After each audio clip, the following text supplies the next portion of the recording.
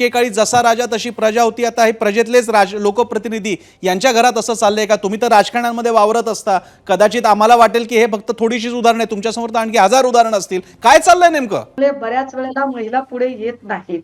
मग ते प्रकरण हुंडाबळीचं असेल, प्रकरण सेक्शुअल हॅरॅसमेंटचं असेल, आपण बोललो तर आपल्यालाच बदफैली करणारी, बदचालीची किंवा चांगल्या संस्काराची नाही, असं ठरवलं जाईल का? या भीतीपोटी त्या पुढे येतच नाहीत. आणि काहींनी हिंमत करून लढायचं ठरवलं, तर त्यांना लढण्यासाठी ज्या यंत्रणांनी साथ द्यायला हवी, ती साथ दिली जात नाही.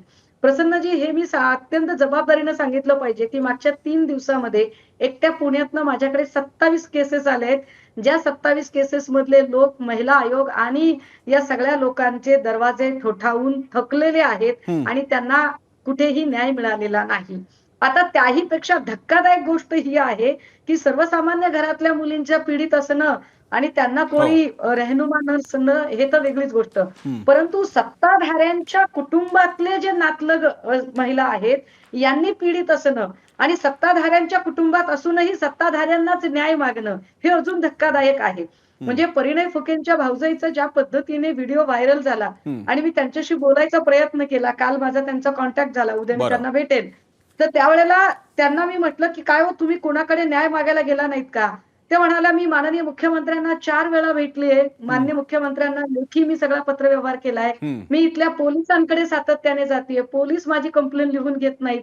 माझ्यावर खोट्या अॅट्रॉसिटीचा गुन्हा होतो." प्रसन्नजी, हे फार म्हणजे नोंदवण्यासारखं आहे, बरं. की अ, सोलापूरच्या निर्मला यादवने ज्यावेळेला तक्रार केली, तेव्हा तिच्यावर अॅट्रॉसिटी टाकली.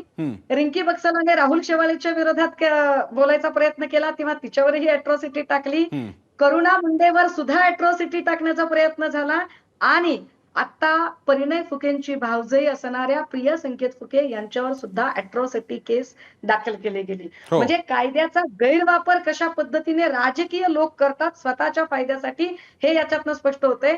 विशेष की 2024 ला 7 पानांचा अर्ज अत्यंत रीतसर पद्धतीने महिला आयोगाला प्रिया फुके यांनी लिहिला. त्याला रिमाइंडर 2 लेटर टाकले. तरीही त्यांच्याकडून बरं. काहीच नाही. त्यांना आता मी बोलले तर त्या म्हणतात, "ताई, माझी 2 लहान-लहान बाळं आहेत. मी त्यांना घेऊन पुण्या-मुंबईला कशी येऊ?" ते म्हणतात, "टोल फ्री नंबरवर फोन करा." पण टोल फ्री नंबरच एक्झिस्ट नाही. बरं. आणि आमच्यासारख्या लोकांनी प्रश्न विचारले तर चिल्लर ठरवतात. आणि हाईट गोष्ट अशी, की त्याच्यात तटकरे साहेब इतक्या लगबगीनं येतात आणि क्लीन चिट देतात. मला कमाल वाटते, महाराष्ट्रातल्या सगळ्या बहिणी तुमच्या लाडक्या असायला पाहिजेत. एकटी रुपाली चाकणकरच तुमची कशी काय लाडकी बहीण असते?